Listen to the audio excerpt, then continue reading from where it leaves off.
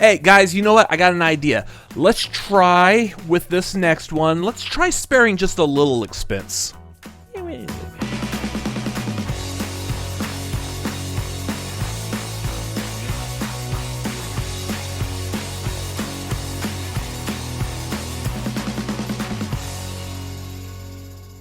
Welcome to the Cinefanatics. My name's Robert Adams. I'm Chris Adams. And we've got a spoiler-free review for Jurassic World Rebirth. Spoilers, people get eaten by dinos in this. What? I know, go figure. This is like, what, the 7th movie now in this Jurassic Park franchise? Yeah, there's 7 of these. They're not changing very much here. And like a short... couple episodes of a short series or whatever. Hey, who cares? Anyways, first of all, before we get into this is going to be our opinion of this movie. I know this is going to be like maybe highly controversial, but let us know your thoughts, feelings, and opinions down below in the comments. You know, while you're down there, just happen to be in the neighborhood, hit the like button and subscribe. Anyways, now the YouTube stuff's over. Oh, one more other YouTube thing with this that I'm going to preface this before we start talking about the movie. Universal Pictures has been on a warpath demonetizing and copyright claiming every single YouTube video that seems to show even a hint of footage from the Jurassic Park, Jurassic World trailers, movies, whatever. We're going to skip that. Typically, when you do a review, you might see us like cut away to something from the trailer that like helps explain what it is we're talking about. Yeah, we're not doing that this time because screw you, Universal. Thanks for your movie. We paid good money to see it. Now, this is our video. So I will be supplementing it with whatever other like little fun things that I could supplement with so you're not just staring at our faces this entire time. And just as a reminder, again, this is the Jurassic World Rebirth review, just in case without the clips of the movies you forget what review you're watching. Anyways, let's get into this.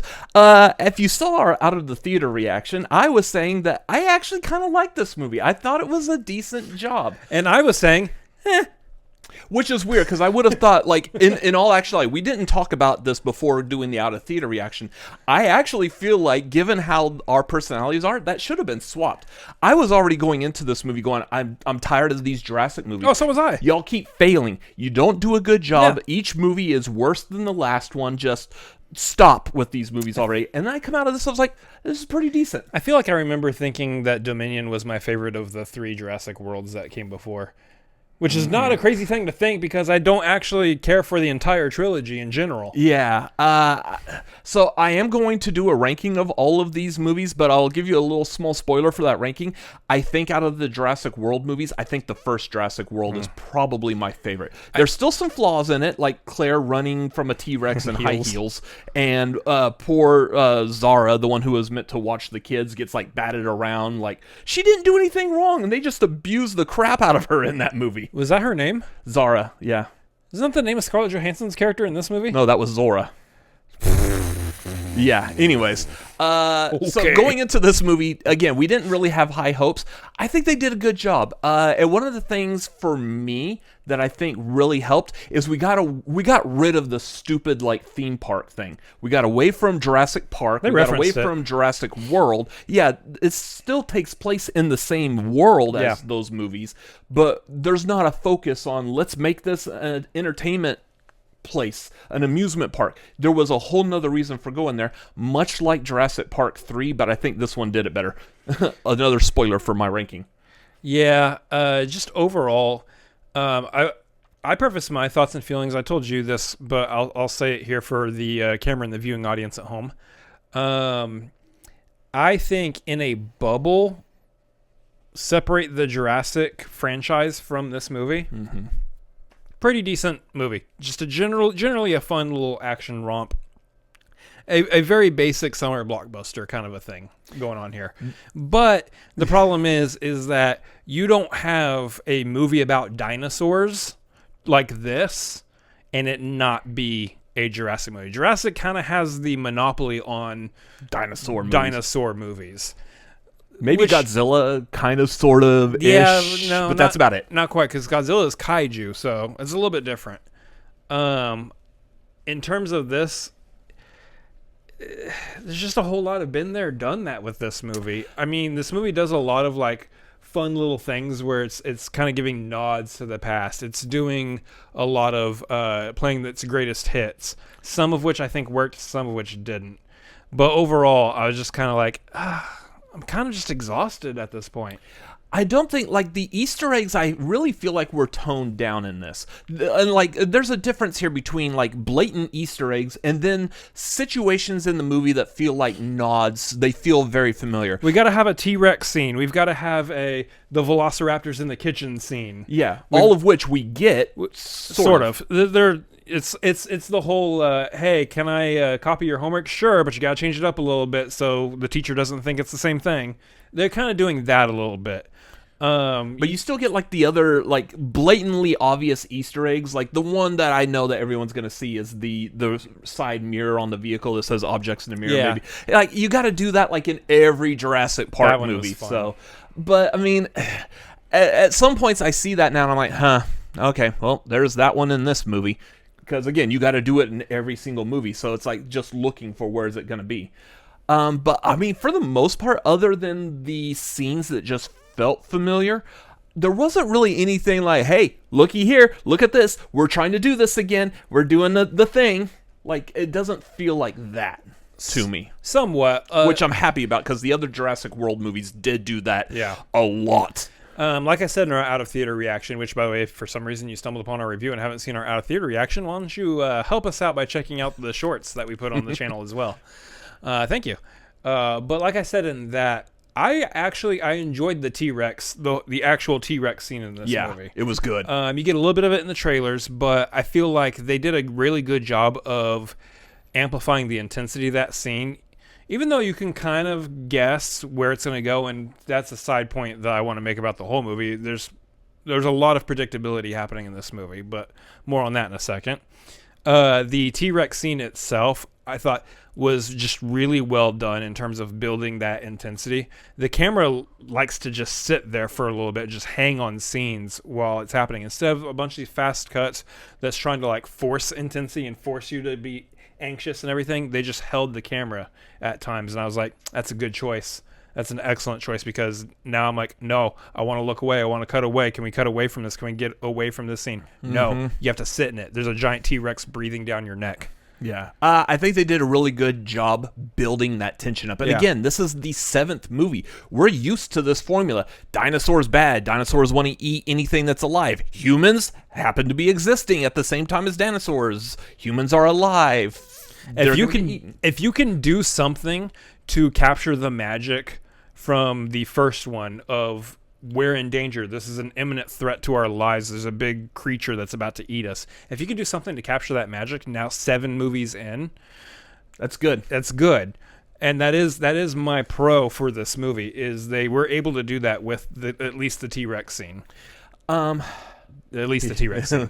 There's a couple other scenes I really like the tension on it, like the Quetzalcoatlsaurus. It's a flying dinosaur.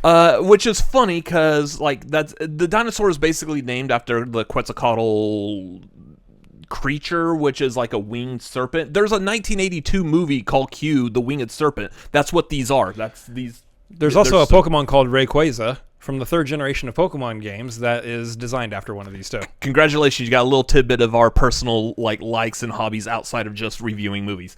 But yeah, so like stuff like that I like. There's 2 Pokemon fans watching our video who are like, I like this guy! Yeah. I do like also what were they called, the bigger, like, brontosaurus with the whipping, the Titanosaurs or something like that. Yeah, the Titanosaurus. That whole scene was very familiar, and I feel like did a good job of capturing from the first Jurassic Park when Alan Grant and Ellie Sattler first see the brontosaurus. Yeah, doing that and all of that. It recaptured that moment. Yeah. Again, with the John Williams theme done by Alexandre Desplat, and I loved that moment. That was a very well done way of, again, doing hey, remember this? Here it is again. Let's do it and make it meaningful again. And I'm surprised they did that. That being said, I will say, for those of y'all who are just joining us on this channel for the first time, the Jurassic Park theme might be my favorite movie theme of all time.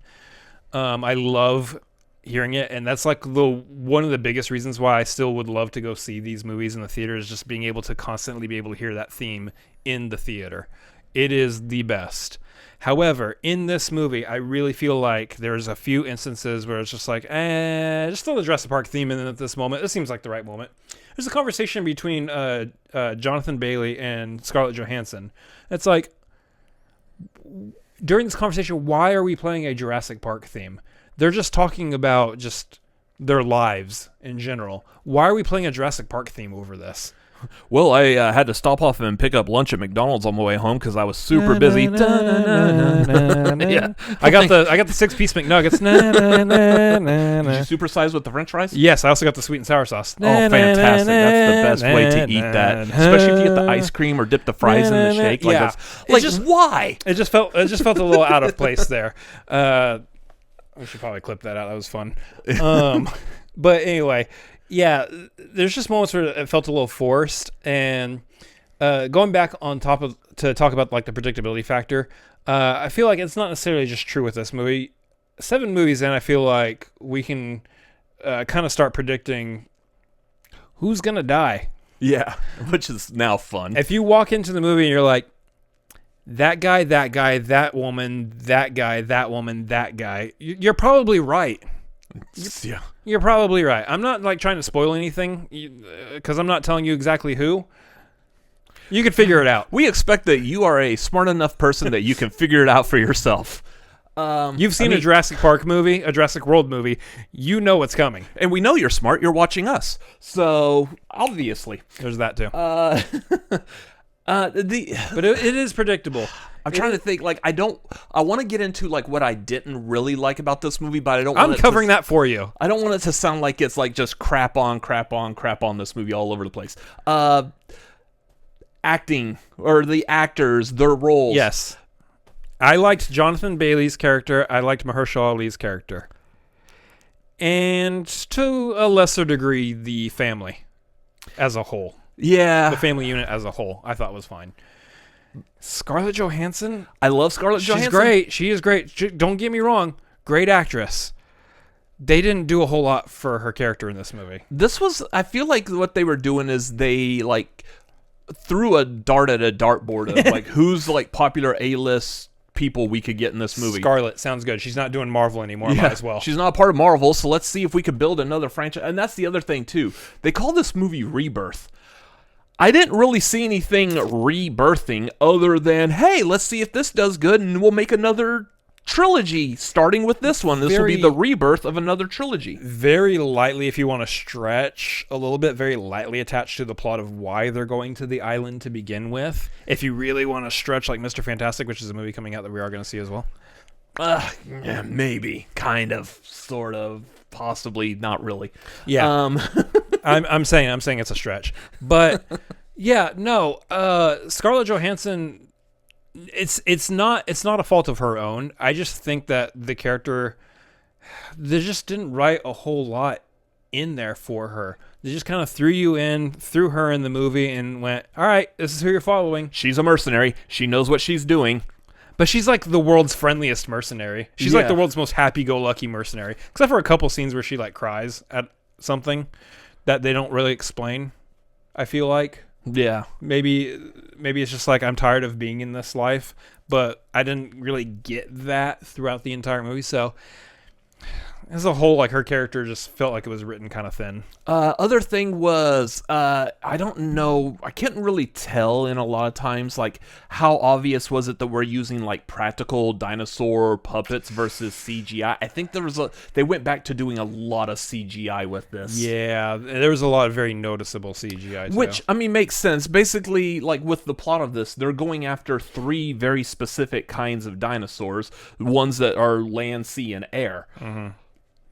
Those are all 3 of the dinosaurs they're going after are very hard to do practically. Land is the easiest one, except that the dinosaur is like 40 feet tall or whatever. Yeah, it's like however, I could be way off on that number. 5 or 6 stories tall and has a tail that is like the size of a football field. Yeah, at least, if not 2. So yeah, we're gonna go ahead and CGI that too. Yeah, so I mean, at some point you got to CGI, and then you've got the that guy. Then you've got the D-Rex that looks like a freaking Rancor from Star Wars. So, yeah, that was a bit off as well. Yeah. Speaking of off, the lights are going out as we're talking. So cool. Still carrying on. I had a feeling that was going to happen. Yeah. We're professionals here. I mean, it's an enjoyable movie if you're wanting like another, like if you're not just completely overly burnt out on the Jurassic World like movies, that light. like the light is, then it's enjoyable. If you're someone like us who is like a pundit, if you want to call yourself a critic, you go see these movies because you want to talk about them. I feel like you might have a decent time with it just because, I don't know, maybe you're able to separate parts of this movie from like the good and the bad and take this movie for what it is. I think it's okay. But yeah, as we were saying also on the way home, this is another one of those that we just need to stop certain franchises. Yeah. Jurassic Park needs a break. Terminator, still breaking from Dark Fate. Which is perfectly fine. Great.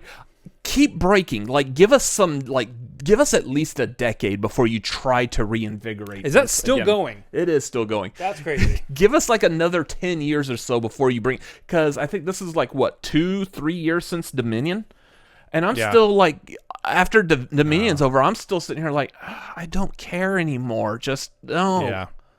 As a whole, I'm kind of just exhausted with the franchise as well. The only other thing I did notice that as a positive is I feel like they did tone down some of the goofiness that those movies were going to with like they're alive like me, or was it Fallen Kingdom where it's the tracker guy is trying to go and get a tooth from the T-Rex, dinosaur's playing with his and food. the dinosaur sitting there like winking at him like he looks like a frickin' Looney Tunes cartoon. And that's going to be hard to talk about that scene without putting the clip up there. So I hope y'all all just understand what I'm talking about.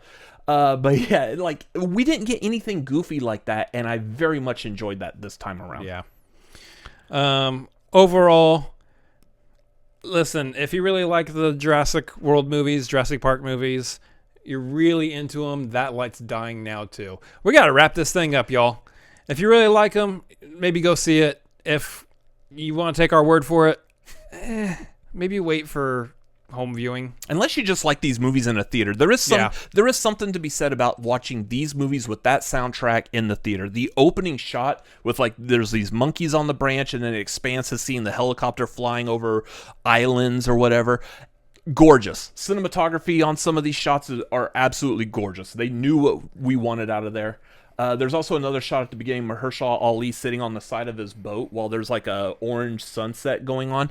I thought was absolutely breathtaking. But so they did that stuff right. Anyways, that is going to be our thoughts on Jurassic World Rebirth. Again, what did you think of it? Let us know down below in the comments. Hey, you support us on Patreon so we can afford new lights? Yeah. Oh yeah, we do have a Patreon still. Go do that as well. Make sure you follow us on social media. We are at the Cinefanatics on Twitter and Instagram and TikTok, where we're also doing the out of theater reactions. You can follow me personally at RCA Reacts on Twitter, Instagram, TikTok, Letterboxd, also youtube.com/@RCA Reacts. And you can follow me at Chris Adams MLP on Twitter, Instagram, and Letterboxd. Yeah, you can follow me in those places. Dinosaurs.